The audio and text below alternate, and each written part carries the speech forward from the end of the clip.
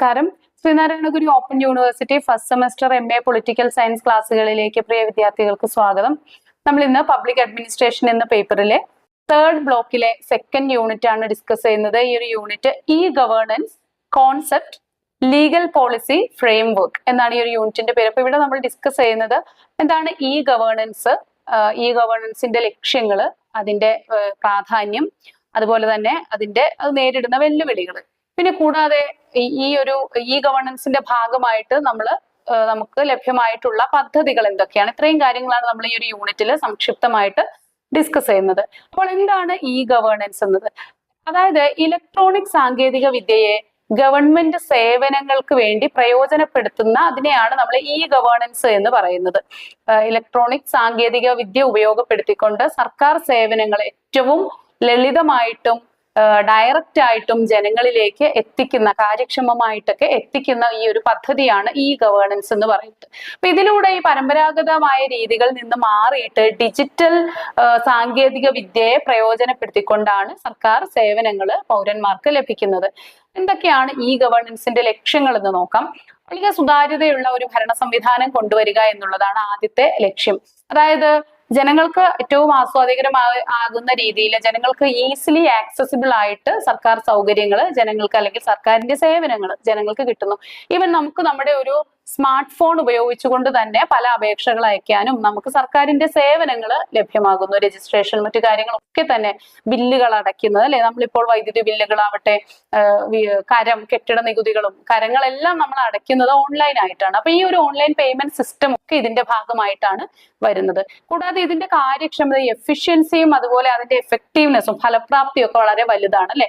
കൂടാതെ നമുക്ക് നമ്മുടെ ഒരു പങ്കാളിത്തം, ഇപ്പൊ ഒരു ആധാർ അല്ലെങ്കിൽ അക്ഷയ കേന്ദ്രത്തിൽ പോയിട്ട് നമുക്ക് എല്ലാ സൗകര്യങ്ങളും, ഈ പാസ്പോർട്ട്, ആധാർ, ഇങ്ങനെയുള്ള സൗകര്യങ്ങളൊക്കെ നമുക്ക് പ്രയോജനപ്പെടുത്താനായിട്ട് സാധിക്കുന്നുണ്ട്. കൂടാതെ കൃത്യമായിട്ട് നമ്മൾ തന്നെ ഒരു അപേക്ഷ അയച്ചിട്ട്, മുൻപൊക്കെ ആണെങ്കിൽ ഒരു പോസ്റ്റലായിട്ട് ഒരു അപേക്ഷ അയച്ച് അതിന് വേണ്ടിയിട്ട് അത് എവിടെ എത്തിയോ എന്ന് കൃത്യമായിട്ട് നമുക്ക് ട്രാക്ക് ചെയ്യാനോ ഫോളോ ചെയ്യാനൊന്നും പറ്റാറില്ല. പക്ഷെ ഇന്ന് അങ്ങനെയല്ല. നമ്മളൊരു ആപ്ലിക്കേഷൻ, അതിന്റെ ഫലപ്രാപ്തി, നമുക്കത് സക്സസ് ആണോ എന്ന് നമുക്ക് അപ്പോൾ തന്നെ ചെക്ക് ചെയ്യാനും അപ്പോൾ തന്നെ നമുക്ക് സഡൻ ആയിട്ട് റിസൾട്ട് കിട്ടുന്നുണ്ട്, അല്ലെ. കൃത്യമായിട്ടുള്ള ആക്സസ് ചെയ്യാനും അത് ട്രാക്ക് ചെയ്യാനും നമുക്ക് സാധിക്കുന്നു. അപ്പൊ അത് ഗവേണൻസിന്റെ വലിയ ഒരു നേട്ടമാണ്.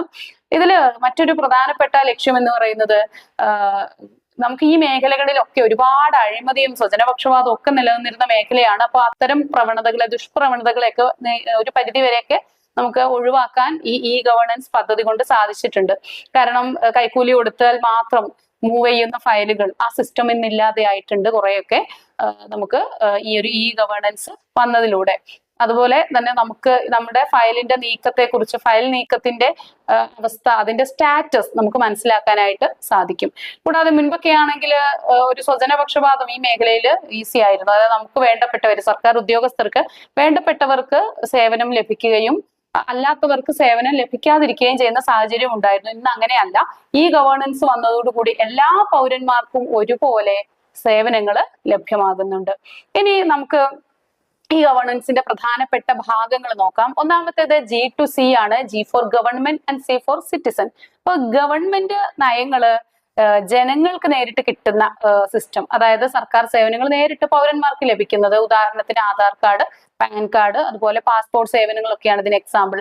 ദെൻ G2B ആണ്, ഗവൺമെന്റ് ടു ബിസിനസ് ആണ്. ബിസിനസ് സംരംഭങ്ങൾക്ക് സർക്കാർ സേവനങ്ങൾ നേരിട്ട് ലഭിക്കുന്നു. അതായത് ഈ ലൈസൻസ് സിസ്റ്റങ്ങളൊക്കെ, അല്ലെ, ബിസിനസ് സംരംഭങ്ങൾക്കുള്ള ലൈസൻസും മറ്റു കാര്യങ്ങളൊക്കെ, ചില അക്രഡിറ്റേഷൻസ്, ഇതൊക്കെ ലഭിക്കുന്നത് വളരെ ഈസി ആയിട്ട് നടക്കും.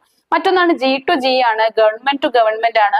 എന്ന് വെച്ചാൽ വിവിധ സർക്കാർ വകുപ്പുകളെ തമ്മിൽ ബന്ധിപ്പിച്ചുകൊണ്ട് പ്രവർത്തിക്കുന്നതാണ് ഗവേണൻസ്. മുൻപൊക്കെ ആണെങ്കിൽ 4-5 ഓഫീസുകളിൽ മാറി മാറി കയറി ഇറങ്ങേണ്ടതൊക്കെ ഇന്നൊരൊറ്റ സംവിധാനം, അല്ലെങ്കിൽ ഒരു ഡിജിറ്റൽ സംവിധാനത്തിലൂടെ നമുക്ക് ഈസി ആയിട്ട് കംപ്ലീറ്റ് ചെയ്യാനായിട്ട് സാധിക്കും. ഒരുപാട് സ്ഥാപനങ്ങളിൽ അല്ലെങ്കിൽ ഓഫീസുകളിൽ കയറി ഇറങ്ങേണ്ട ആവശ്യം ഉണ്ടാവുന്നില്ല. ഇതിനെല്ലാം ഒരു വിൻഡോ സിസ്റ്റത്തിലൂടെ നമുക്ക് കണക്ട് ചെയ്തിട്ട് ചെയ്യാനായിട്ട് സാധിക്കും. ഇനി നമ്മൾ ഇതിന്റെ മേന്മകള് എന്തൊക്കെയാണെന്നാണ് നോക്കുന്നത്. പക്ഷെ അത് നമ്മൾ ഓൾറെഡി പറഞ്ഞു കഴിഞ്ഞ എല്ലാ കാര്യങ്ങളും ഗവേണൻസിന്റെ മേന്മകൾ തന്നെയാണ്. എങ്കിലും നമ്മൾ ഒന്നുകൂടി ഡിസ്കസ് ചെയ്യാണ്. ഇത് ഒരു സുതാര്യത കൊണ്ടുവരാൻ സാധിച്ചിട്ടുണ്ട്. സേവനങ്ങൾ വളരെ എളുപ്പത്തിൽ സ്പീഡാക്കിയിട്ടുണ്ട്, ലളിതമാക്കിയിട്ടുണ്ട്, ജനപങ്കാളിത്തം ഉണ്ടാക്കിയെടുക്കാൻ സാധിച്ചു. ഈ മേഖലയിലുള്ള ദുഷ്പ്രവണതകളായിട്ടുള്ള അഴിമതിയും സ്വജനപക്ഷപാതവും ഒക്കെ ഒഴിവാക്കാനായിട്ട് സാധിച്ചു. അതുപോലെ തന്നെ ഇതിന്റെ ഒരു കാര്യക്ഷമത വർദ്ധിപ്പിച്ചിട്ടുണ്ട്, അല്ലെ, കൃത്യത വർദ്ധിപ്പിച്ചിട്ടുണ്ട്. ഇങ്ങനെയുള്ള ഒരുപാട് മേന്മകൾ ഇതിനുണ്ട്. ഇനി നമുക്ക് ഈ ഗവേണൻസിന്റെ, ഇന്ത്യയിലെ ഈ ഗവേണൻസിന്റെ നമുക്ക് ലഭിക്കുന്ന ചില മേഖലകൾ നോക്കാം. അതുപോലെ തന്നെ ഈ ഗവേണൻസിന്റെ ചരിത്രം കൂടി നമുക്ക് പരിശോധിക്കേണ്ടതായിട്ടുണ്ട്. അപ്പൊ ആദ്യമായിട്ട് നമ്മൾ ചരിത്രമാണ് നോക്കുന്നത്. 1970 നാഷണൽ ഇൻഫോർമാറ്റിക്സ് സെന്റർ ആരംഭിച്ചു. നിക് അല്ലെങ്കിൽ NIC എന്ന സെന്റർ ആരംഭിച്ചു. ഇതാണ് ഡിജിറ്റൽ സേവനങ്ങൾക്ക് ഇന്ത്യയിൽ ഒരു തുടക്കമാകുന്നത്. കൂടാതെ 1987 national satellite based computer network എന്ന് പറയുന്ന സിസ്റ്റം ആരംഭിക്കുന്നു. ഇത് ഒരു സാറ്റലൈറ്റ് ഉപഗ്രഹ തലത്തിൽ നമ്മുടെ സേവനങ്ങളെ എല്ലാം കോർഡിനേറ്റ് ചെയ്യുന്ന ഒരു രീതി ആരംഭിക്കുന്നത് 1987 ഇത് 2006 നാഷണൽ ഇ ഗവേണൻസ് പ്ലാൻ നടപ്പിൽ വരുന്നത്. 27 പ്രധാനപ്പെട്ട ഇ ഗവേണൻസ് പദ്ധതികൾ ഇതിന്റെ ഭാഗമായിട്ട് ഇൻട്രൊഡ്യൂസ് ചെയ്യപ്പെട്ടു. ഇത് വളരെ വിപ്ലവാത്മകമായിട്ടുള്ള ഒരു കാര്യമായിരുന്നു. ഇതിനേക്കാളൊക്കെ നമുക്ക് എപ്പോഴും ഓർമ്മിച്ച് വെക്കേണ്ട, എടുത്തു പറയേണ്ട ഒരു കാര്യമാണ് ഡിജിറ്റൽ ഇന്ത്യ എന്ന ഒരു പദ്ധതിയാണ്. ഡിജിറ്റൽ ഇന്ത്യ പദ്ധതി വരുന്നത് നമുക്ക് എല്ലാവർക്കും അറിയാവുന്ന 2015 സമഗ്രമായിട്ടുള്ള ഇന്ത്യയുടെ സമഗ്രമായിട്ടുള്ള ഡിജിറ്റൽ വികസനമായിരുന്നു ഈ പദ്ധതിയുടെ പ്രധാന ലക്ഷ്യം എന്ന് പറയുന്നത്. ഇനി നമ്മൾ ഭാരതത്തിലെ പ്രധാനപ്പെട്ട ഈ ഗവേണൻസ് പദ്ധതികൾ എന്തൊക്കെയാണെന്ന് നോക്കാം. ഒന്നാമത് ഡിജി ലോക്കർ പദ്ധതി, അല്ലെ. ഡിജി ലോക്കർ പദ്ധതി നമുക്ക് നമ്മുടെ രേഖകളൊക്കെ ഓൺലൈനായിട്ട് സൂക്ഷിക്കുന്ന സൗകര്യമാണിത്. ദെൻ ഉമാങ് ആണ്. സർക്കാർ സേവനങ്ങളെല്ലാം ഒരു മൊബൈൽ ആപ്പ് വഴി ബന്ധിപ്പിക്കുന്ന ഒരു ആപ്പിനെയാണ് നമ്മൾ ഉമാങ് എന്ന് പറയുന്നത്. അതുപോലെ ഭാരത് നെറ്റ് ഗ്രാമീണ മേഖലകളിൽ ബ്രോഡ്ബാൻഡ് നെറ്റ്വർക്ക് അവൈലബിൾ ആക്കുന്നതാണ്. കൂടാതെ ആധാർ, വ്യക്തിഗത ബയോമെട്രിക് സിസ്റ്റമാണ് ആധാർ. അതുപോലെ തന്നെ പാസ്പോർട്ട് സേവാ കേന്ദ്രങ്ങളിലെ സർവീസസ്, അല്ലെ, പലതരത്തിലുള്ള സർവീസസ് നമുക്ക് അവൈലബിൾ ആണ്. ഈ ഹോസ്പിറ്റൽ സംവിധാനങ്ങൾ, അതുപോലെ തന്നെ GM, അതായത് ഈ മാർക്കറ്റ് പ്ലേസുകൾ നമുക്ക് അവൈലബിൾ ആക്കുന്ന വിർച്വൽ ഓഫീസുകൾ ഒക്കെ ഇതിന്റെ ഭാഗമായിട്ട് വരുന്നതാണ്. അതുപോലെ കമ്പനികളുടെ രജിസ്ട്രേഷൻ, അതുമായിട്ട് ബന്ധപ്പെട്ട നിയമ നടപടികൾ, മുൻപൊക്കെ ഒരുപാട് സമയമെടുത്ത് ചെയ്തിരുന്ന കാര്യങ്ങളെ ഇന്ന് ഞൊടിയിട കൊണ്ട് നടപ്പിലാക്കി വരുന്നു.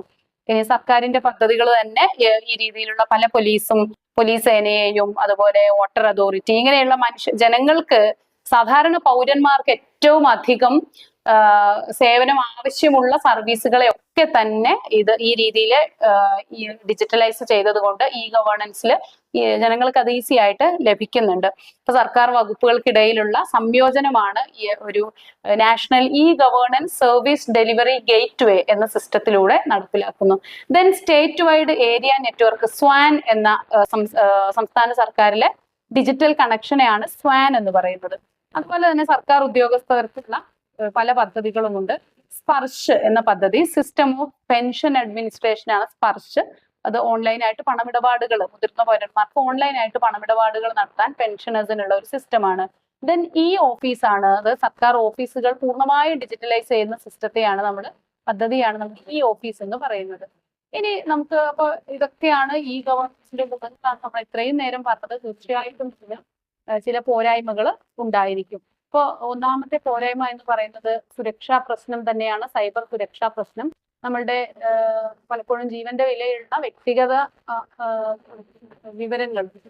വിവരങ്ങൾക്ക് ചോർന്നു പോകുന്ന പ്രശ്നങ്ങൾ, അതുപോലെ അത് സ്വകാര്യത ഇല്ലാതാക്കുന്ന ജീവന് അല്ലെങ്കിൽ നമ്മുടെ സ്വത്തിന് ഒക്കെ ഭീഷണി നേരിടുന്ന സാഹചര്യങ്ങൾ ഉണ്ടാവാറുണ്ട്.